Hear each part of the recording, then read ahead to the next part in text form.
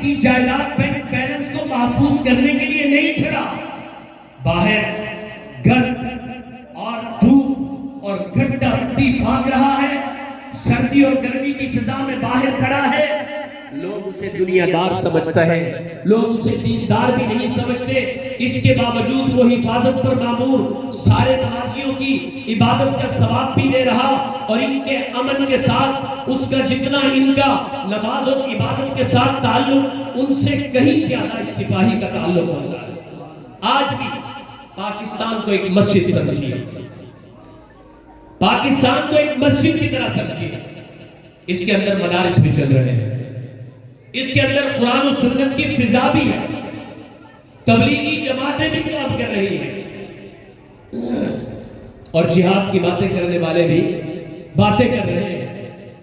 قرآن و سنت کی ہوا فضا ہے, جلسے صدقہ و خیرات کی باتیں بھی ہو رہی ہیں, اور سارا نظام اسلام کی بابت. الحمدللہ میرے ملک میں, بلکہ یوں کہیے پاکستان نامی مسجد میں یہ سب کچھ ہو رہا, لیکن کبھی کسی نے نہیں سوچا کہ اس کے پیچھے کون سپاہی ہے جو کھڑا ہو کے ہماری مسجد کے پیچھے بھی کھڑا ہے.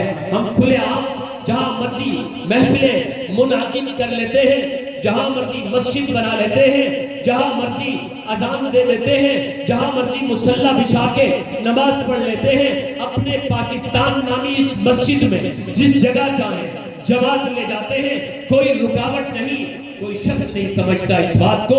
اگر محترم سمجھنا چاہیے, آج ہم اس کو دین نہیں سمجھتے, آج ہم اس سے آگے بڑھ کر اپنے آپ کو دیندار سمجھتے ہیں, لیکن جو ہماری حفاظت پر مامور اسمبلی کے اندر بیٹھے ہوئے علماء کرام ہیں, اللہ کی قسم جس طرح مسجد کے باہر کھڑا ہے سپاہی ہماری نماز کی حفاظت کر رہا, ہمارے اعتکاف کی حفاظت کر رہا, ہمارے قرآن کی کلاسز کی حفاظت کر رہا, ہماری اندر بیٹھی مسجد اور جماعت کی حفاظت کر رہا, اسی طرح پاکستان نامی اس مسجد میں ان مدرسوں کی حفاظت, ان مراکز کی حفاظت اسمبلی میں بیٹھے ہوئے جمعیت علماء اسلام کے قائد اور امت مسلمہ کے قائد مولانا فضل الرحمان صاحب.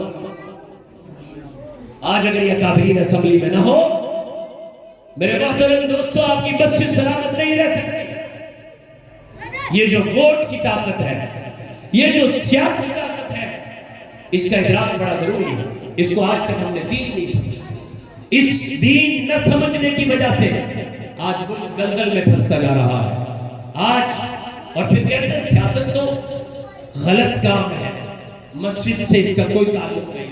میرے محترم دوستو, ایک مسلمان آدمی کو تعلیم حاصل کرنی چاہیے, علم حاصل کرنا چاہیے. یہ سوال نہیں بنتا ایک مسلمان آدمی یہ کہے کہ مسجد میں سیاست کی بات نہ ہو.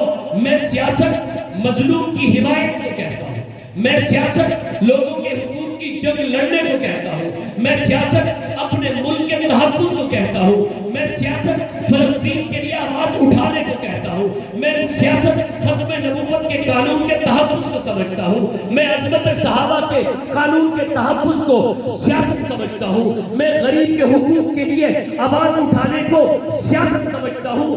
آپ بتائیے ان معاملات کو اگر کوئی سیاست سمجھتا ہو تو یہ باتیں مسجد میں ہونی چاہیے؟ مظلوم کے لیے آواز مسجد میں اٹھنی چاہیے نہیں اٹھنی چاہیے؟ اللہ کی عبادت کا ڈنکا پوری دنیا میں پھیلا لہرانے کی باتیں مسجد میں ہونی چاہیے کہ نہیں ہونی چاہیے؟ آپ کے نزدیک سیاست کا ترجمہ منافقت ہے, آپ کے نزدیک سیاست کا ترجمہ چوری ہے, آپ کے نزدیک سیاست کا ترجمہ بھتہ خوری ہے, آپ کے نزدیک سیاست کا ترجمہ یتیم کا مال کھانا ہے, آپ کے نزدیک سیاست کا ترجمہ ظالم کا ساتھ دینا ہے, آپ کے نزدیک سیاست کا ترجمہ مال بٹورنا ہے, آپ کے نزدیک سیاست کا ترجمہ تھانہ کچہری کی سیاست کرنا ہے, ڈاؤری کرنا ہے. ہاں, جو ترجمہ تمہارے ذہن میں ہے یہ سیاست مسجد میں نہیں.